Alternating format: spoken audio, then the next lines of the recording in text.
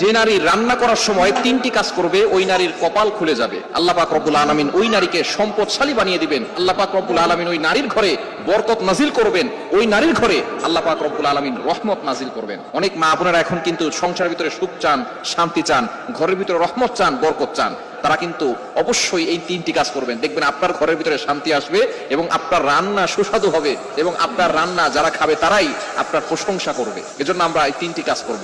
Number 1, 1 number হচ্ছে আপনি যখনই রান্নাঘরে প্রবেশ করবে তখন আপনি সালাম দিবেন। মনে রাখবেন রান্নাঘরে কিন্তু চুলা আছে। এই চুলা, গ্যাসের চুলা বলেন আর যে চুলাই বলেন, এই চুলা থাকার কারণে যখন আপনি রাতের বেলা সেখানে থাকেন এখানে কিন্তু জিনজারি থাকার সম্ভাবনা আছে।